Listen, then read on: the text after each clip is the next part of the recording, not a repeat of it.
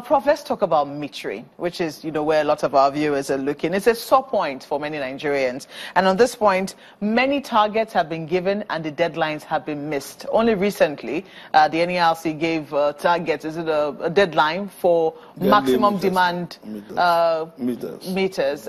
How well did the discos comply with that? Well, to a very reasonable extent for the MD meters. The idea was, some people deliberately distorted the facts, and said it's everybody. So that was a challenge. But in terms of the targeted people, we actually gave a first deadline and then second deadline. And then we said, fine, every MD metered customer must be metered. The reason is that's where about 80% of the money comes from.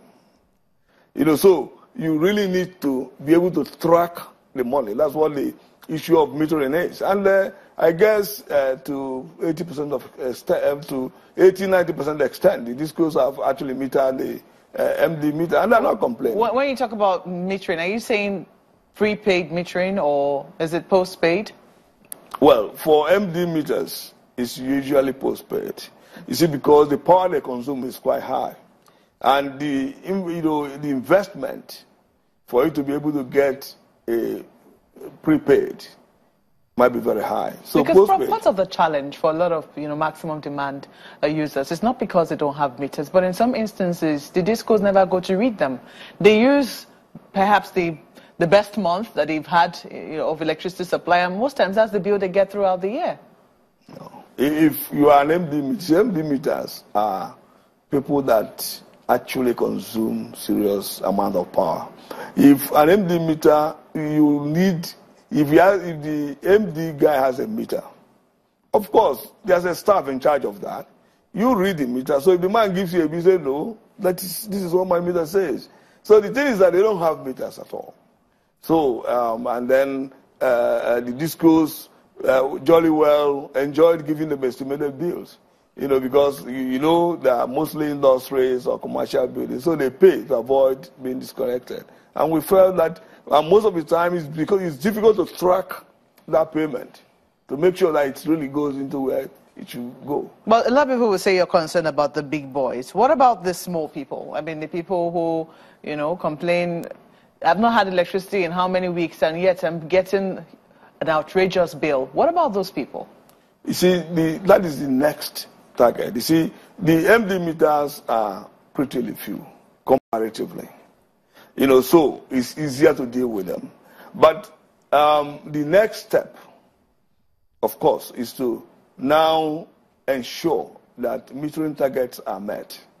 There was this law from 2015. If you really look at the figures, in 2015, the discos delivered about 60% of what they were expected to do in terms of remittance. But because of the law in a commission, that's a regulatory commission, in 2016, they did 29%.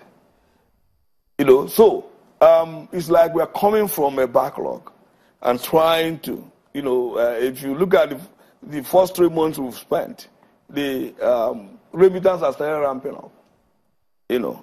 So same with also improvements in the infrastructure itself.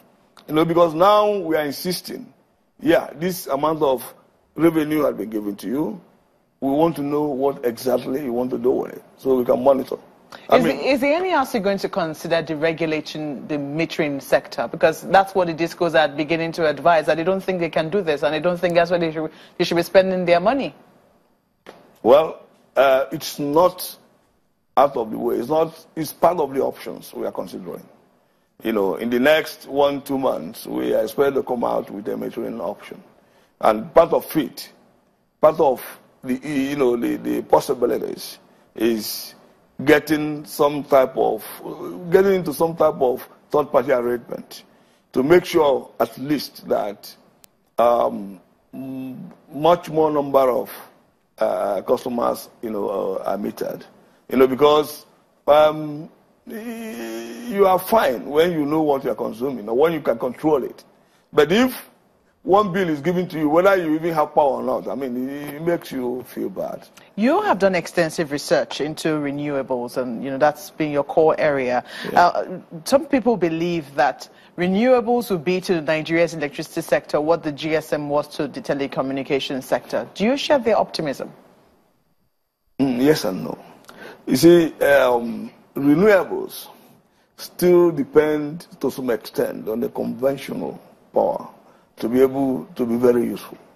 The reason is this, that renewables are natural things and they are controlled by nature. Wind, for instance, is controlled by nature. Sun is controlled by nature. So if you say, okay, fine, people have said Germany has gone this far. So if Germany knows that it is that easy, let them run their system on renewables. It's not possible because there are issues of grid stability and so on and so forth. If you are using renewables to power here, for instance, in the night you are not likely to have power, and then maybe you have enough batteries. But you can use batteries to power, say, Abuja. So remember, the government has, as it were, given permission for 1,300 megawatts of renewable. We've licensed them. We're encouraging them to roll out. And when they roll out, it will help a lot. Prof, quickly, from what you now know from the outside and what you see on the inside, how soon do you think that we will have uninterrupted power supply?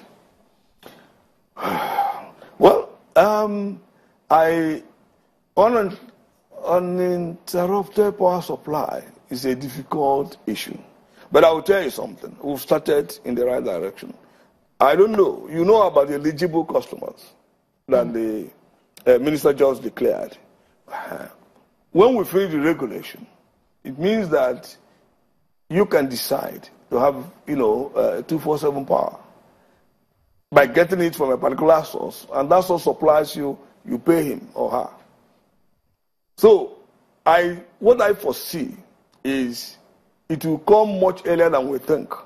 Because with the eligible customers, certain people who have the money to pay certain premium for power, at least will have 247 power. By the time they are eliminated from the general, then those people like us will also have 247 power, because the leftover, as it were, will now come to us. You see, why I call it leftover is that the eligible customer makes you take power from a GENCO directly, but remember, the GENCO is still obliged to supply that which he has signed on with MBED.